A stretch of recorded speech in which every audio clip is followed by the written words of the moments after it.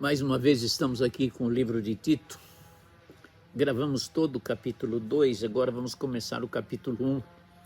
Fiz ao contrário exatamente porque estava trabalhando com um grupo no capítulo 2 e decidi encerrar, mas agora vamos começar o capítulo 1 e depois faremos também o capítulo 3.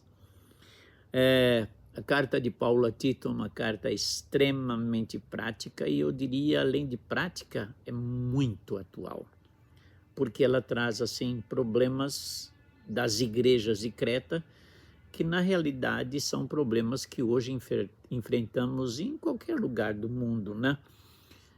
Tito foi escolhido para colocar em ordem as igrejas de Creta. Mas antes eu gostaria de trabalhar um pouquinho aqui, aliás, nesse nosso primeiro vídeo, sobre quem foi o mentor de Tito. Foi nada mais, nada menos que o apóstolo Paulo. Olha, ter um mentor desse, Tito, que grande privilégio você teve, né? Paulo foi o mentor. Ele começa no versículo 1 do capítulo 1, Paulo, servo de Deus. Olha a apresentação dele. Primeiro ele se coloca como servo.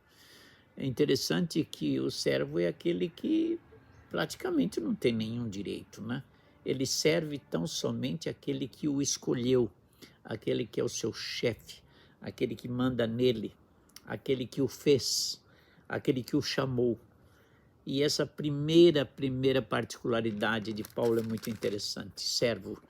Ser servo é aquele que está disposto a servir. E servir a quem? Aquele maior, que foi o que o chamou para servi-lo. Servir a Deus é um grande privilégio, meus irmãos. Ser escravo de Deus é um grande privilégio. Ser um servo de Jesus é um grande privilégio. E quando nós fomos escolhidos para sermos servos de Deus, assim como Paulo foi escolhido, ele foi escolhido para ser aquele agente de Deus para instruir Tito como um servo. E seguramente Tito nunca ia ver em Paulo alguém altivo, dono de toda a verdade, mas alguém muito sábio para instruir o seu pupilo, chamado Tito, servo de Deus. Mas ele não termina, ele diz servo e apóstolo de Jesus Cristo.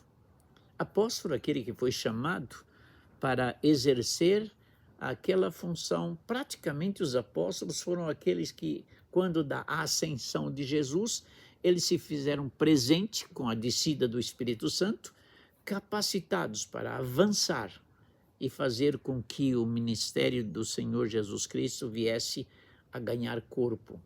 E ganhou de uma forma impressionante, meus irmãos. 12 homens.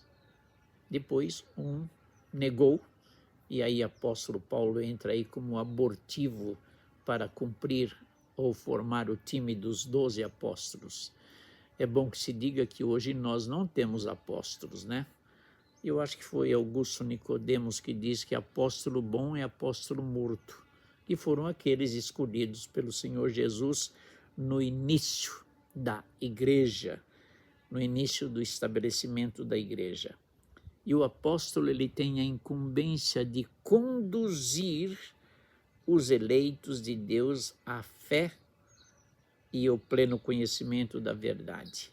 Olha que privilégio é conduzir. Então, o que Paulo estava fazendo ali com Tito? Estava conduzindo Tito à fé e ao pleno conhecimento da verdade que leva à piedade. Veja bem, era uma formação completa daquele homem de Deus chamado Tito para colocar em ordem as igrejas de Creta. Quando a gente fala as igrejas de Creta, provavelmente era mais do que uma, sem dúvida nenhuma, mas não sabemos se eram 3, 4, 5, 6, 7, 8, não sabemos, porque em lugar da Bíblia nós não encontramos o número das igrejas que Tito iria trabalhar, colocar em ordem. Agora, sabemos que na época, pelas minhas pesquisas, parece que haviam 20 cidades na ilha de Creta. Hoje, parece que muito mais, mas nós não sabemos. Então, mas a tarefa de Paulo, como servo e apóstolo de Jesus Cristo, era levar Tito à fé. Provavelmente Tito, que foi um discípulo de Paulo, aprendeu muito com o apóstolo Paulo sobre fé. E a fé, numa linguagem bem simples, nós poderíamos dizer: fé é depender de Deus. Fé é depender da graça. Fé é depender da capacitação do Espírito Santo e enfrentar todas as dificuldades possíveis dentro do ministério com fé num Deus que jamais o abandonaria, jamais o deixaria de ter aquela companhia do Espírito Santo o ajudando na sua tarefa. E ao pleno conhecimento da verdade. Paulo ensinou isso a Tito. Você tem que ter o pleno conhecimento da verdade, porque é essa verdade que você vai ensinar às suas ovelhas, ou vai ensinar a essas igrejas, ou vai capacitar presbíteros ou pastores para enfrentar essas igrejas e colocar em ordem. Por isso você tem que ter o pleno conhecimento da verdade, que leva à piedade. É interessante, aqui é uma escala, né? O pleno conhecimento da verdade leva você à piedade. O que é piedade? É ser um piedoso, é ser alguém piedoso. E eu sempre repito que eu gosto do termo piedade em inglês, porque o termo de piedade, para dizer um homem piedoso aqui na língua inglesa, é um godly man. É aquele que leva o nome de Deus, é um homem de Deus. E esse foi o início da preparação de Paulo a Tito. E ele continua no versículo 2, na esperança de vida eterna. Veja bem, olha a escala. Levar a fé, pleno conhecimento da verdade, que leva à piedade, na esperança de vida eterna. Agora é interessante quando a Bíblia coloca aqui, quando Paulo fala para Tito, na esperança de vida eterna, não é uma esperança de possibilidade, mas é sim uma esperança de concretizar aquilo que Deus prometeu, que é a vida eterna. Não é a esperança da possibilidade de possivelmente, perdoe-me a redundância, alcançar a vida eterna. É uma realidade de alcançar a vida eterna no pleno conhecimento da verdade, na fé e na piedade. É muito bonito. E está dizendo que essa esperança é baseada num Deus fiel, né? Num Deus que não pode mentir, que prometeu antes dos tempos eternos. Que maravilhoso, não? Quando Tito recebe essa incumbência, eu creio que não faltou absolutamente nada para Tito. E no versículo 3 ele vai dizer que e no tempo próprio manifestou a sua palavra mediante a pregação que me foi confiada, segundo a ordem de Deus, o nosso Salvador. Ele está dizendo que essa foi manifestada a ele mediante a pregação da palavra, confiada segundo a ordem de Deus, o nosso Salvador. Percebeu? Que ele não coloca que é nele, mas sim na pregação que lhe foi confiada. E agora, Tito, a pregação está sendo confiada a você. Cada um de nós que hoje exercemos o ministério, essa pregação está confiada a nós. O que é essa pregação? Levar os eleitos à fé, ao pleno conhecimento da verdade, que leva à piedade e nos leva à esperança de vida eterna. E o versículo 4, nessa nossa introdução, diz: a Tito, meu verdadeiro filho, na fé que nos é comum. Olha que interessante, esse mentor de Tito, que era Paulo, ele chama Tito de filho na fé. Por quê? Porque ele assumiu como pai da fé de Tito e ele vai dizer agora que a certeza de que Tito faria um grande ministério é porque Tito era filho na fé e numa fé que nos era comum. Então, Paulo não está duvidando em nada da função que Tito iria exercer consertando as igrejas de Creta. Ele diz, essa fé nos é comum. Você aprendeu essa fé, Tito. Você aprendeu junto comigo. E é a mesma fé que eu tenho num Deus que capacita, é a mesma fé que você tem. Nos é comum. Por isso que Paulo praticamente fechou os olhos e mandou Tito. Eles tinham tudo em comum na verdade, na piedade, na pregação, na fé. E ele termina, graça e paz da parte de Deus e de Cristo Jesus, nosso Salvador. Aí ele faz essa saudação, que eu gostaria de pensar um pouquinho mais. O que é graça e paz da parte de Deus? Às vezes nós cumprimentamos alguém, dizemos graça e paz, irmãos, mas não paramos para entender o que é que nós falamos.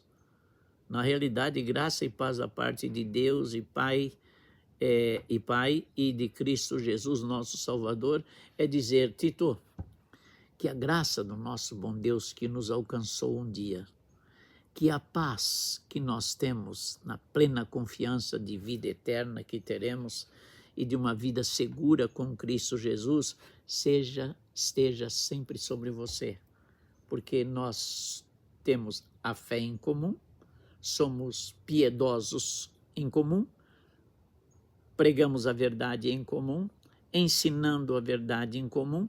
Por isso, Tito, que essa graça que nos alcançou e essa paz que vem de Deus, não é de mim não, Tito, é de Deus.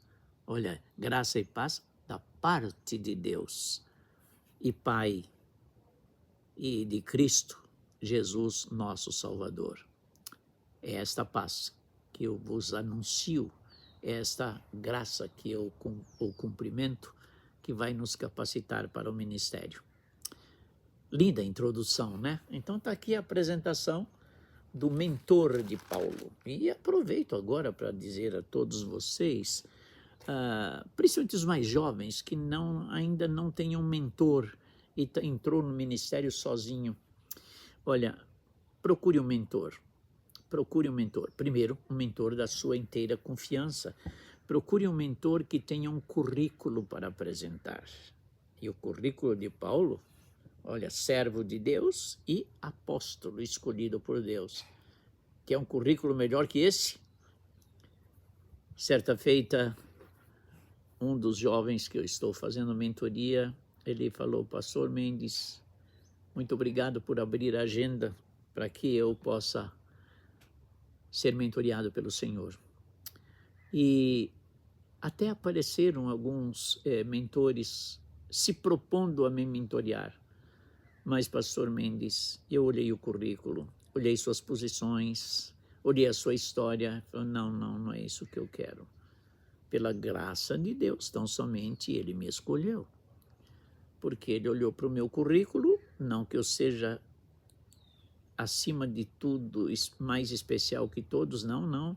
Olhou meu currículo, porque pela graça de Deus Ele me separou para o ministério, me escolheu para começar uma igreja que hoje tem sido uma grande bênção, tem sido assim algo maravilhoso que Deus tem usado. E Deus foi lá e me escolheu, nem sei por quê, meus irmãos. Mas veja bem, escolha um currículo, um mentor cujo currículo seja de um ministério bem-sucedido, de uma história de fidelidade absoluta à doutrina, de uma história cuja família, em momento algum, serviu de estragar a sua história. E pela graça de Deus, meus irmãos, vocês vão encontrar muitos e muitos mentores, uma história muito bonita, que poderá ser um grande exemplo para a sua vida. Hoje eu sou mentor de 16 pastores pelo Brasil. Agora eu tive meus mentores. Sim, eu tive Arthur Alberto de Mota Gonçalves, grande homem de Deus. Eu tive um Karl Lackler. Eu tive um Davi Cox. Eu tive mentores extremamente gabaritados, que eu confiava piamente em abrir meu coração e receber as suas orientações. Não pensem que hoje eu sou mentor e eu nunca tive um mentor. Sim, tive. E tive outro mentor que entrou um pouquinho mais tarde na minha vida e quanto eu aprendi com ele, o Dr. Shed, que chegou a dar aula na nossa escola de pastores na Piba. E esse homem também me ensinou grandes lições. Mentores humildes, mentores abertos, tendo tempo para investir nas nossas vidas. Eu diria que pastor Arthur Gonçalves foi aquele mentor que me levou ao chamado, concretizar meu chamado. Eu diria que Karl Lacker foi aquele mentor que me levou à compreensão de expor a palavra de Deus, um grande mestre na exposição bíblica. Eu diria que Davi Cox foi aquele grande mentor que eu tive, que me ensinou humildade, paciência, ponderação. Eu aprendi com um pouquinho de tempo com o Dr. Shed a confiança em investir em missões.